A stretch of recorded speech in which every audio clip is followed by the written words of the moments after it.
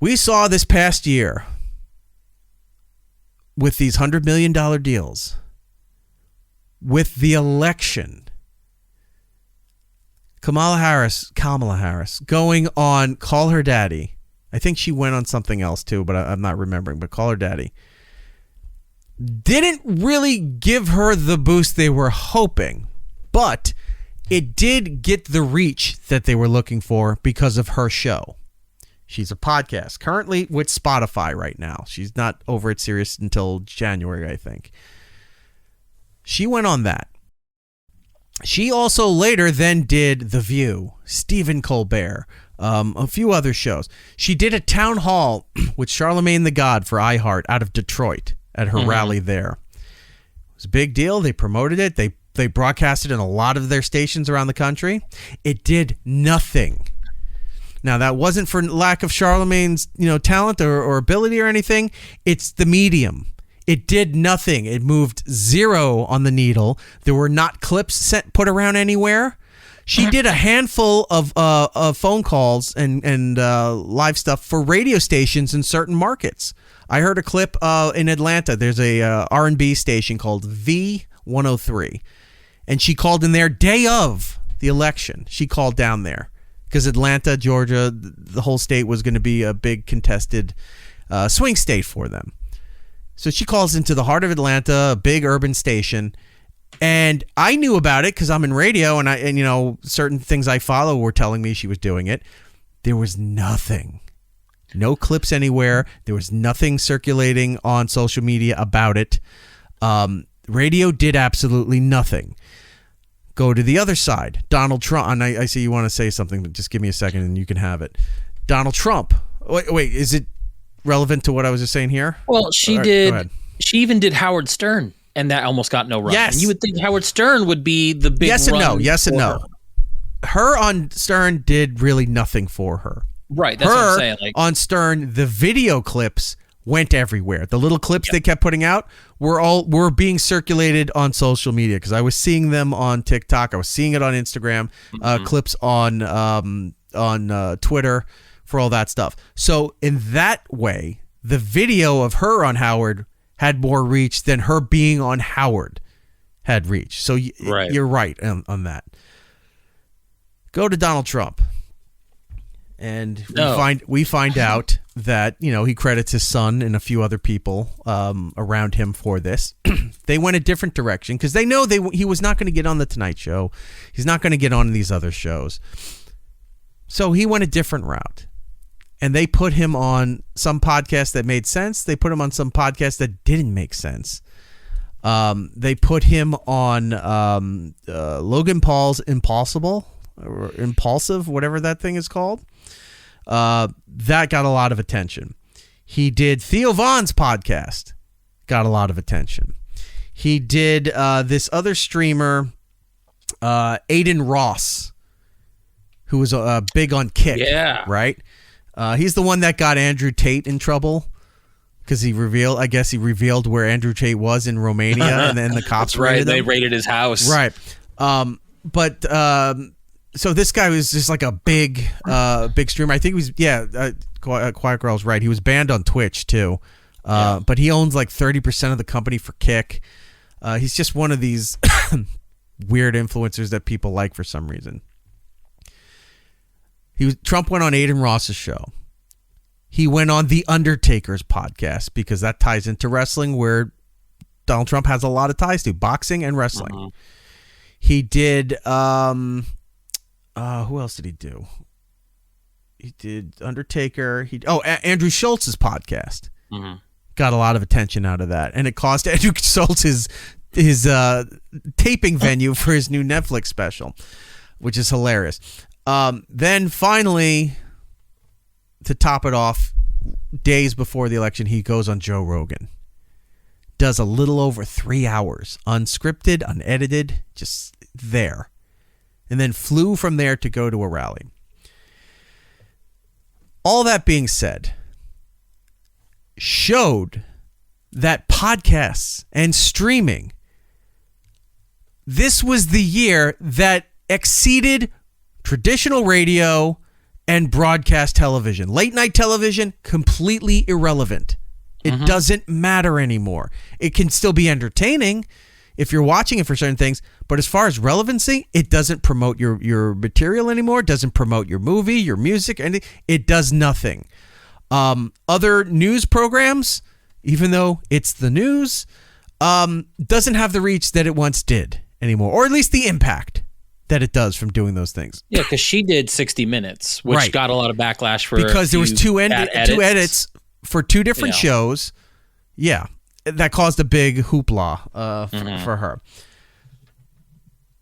But it just goes to show, because look, there was a clip that circulated on election night. I believe it was an NBC reporter, and was in your area. We were both watching live. You and I were both watching live, and I had sent you a text and basically said, they just did something where they interviewed some guy from ASU, and it pretty much, he was like, I'm going to vote for Trump because I saw him on Joe Rogan, and because she chose not to go on, that solidified my vote. And I'm just sitting there going, I'm upset with the world. Like, this shouldn't be what is influencing people to vote a certain way. Learn policy. Don't sit there and I like Joe Rogan and he did Joe Rogan. Like, I mean, to an extent, I agree. But look at the problems I've been dealing with, the last few years, because I've been saying I can't deal with these influencers. A lot of them are ridiculous. A lot of them are valid in what they do, and good on them all for being able to find a niche and finding an audience and making as much money as you can. I would never knock anybody for doing that. They might be fucking assholes like that Jack Doherty guy and a couple other people, Tana Mojo, just vapid brain dead idiots who were just disgusting people.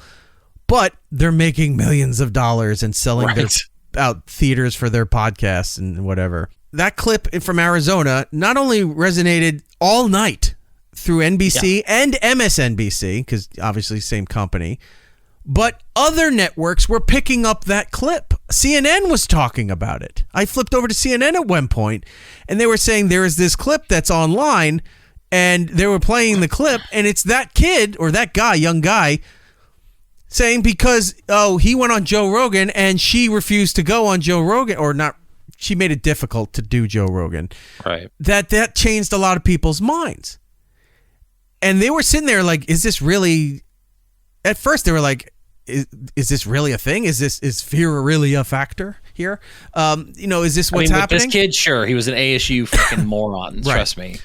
But as the night went on, they started to realize, and more of their polling and everything was going on, this was the big thing. The podcast had a big influence on Trump's victory. I will also say the podcast had a big influence in getting some of Kamala's stuff out there.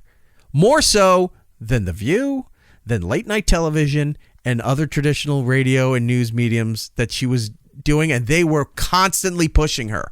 They were promoting her so hard, and it just showed it was for naught because they don't have the reach that they used to. The podcast and the streaming won. Yeah. This year. Well, and again, it goes back to those are mediums that were highlighting personality and gave them the venue to really kind of almost go off script. Like, you can hit your talking points and your stump speeches and stuff like that. But it shows that you can kind of just be loose and kind of talk. And I don't like the guy, obviously, but it gave Trump the avenue to just talk and be there with Joe and have that conversation. Kamala Harris going on SNL for a scripted skit does nothing. In fact, they got in a lot of trouble for that. Yeah, NBC got in a lot of trouble for doing that because even though when the FCC investigated, they said, did you pay her to be there? Did you? No. She was I forgot the technical term, but it was like uncharged or whatever. Right. Oh, so she came to do an appearance? Right. Okay, you're in violation of the equal time law because they're broadcast television under FCC guidelines. They had to give up 90 seconds of time for Trump. And Trump wasn't going to come make an appearance anywhere. No. So what the Trump campaign opted for was 90 seconds of advertising during crucial broadcasting that NBC had. So they had 10-second ads, so that's 9 10-second ads that ran between NASCAR, football on Sunday, and then something on Monday. I'm forgetting what it was. But those are your biggest audiences on a Sunday for NASCAR and for football. And he advertising isn't cheap either. No, man. and they had to give him free advertising because they had her on there. Now, maybe that had a big turn in it too. I don't know how last-minute advertising could have played in that aspect.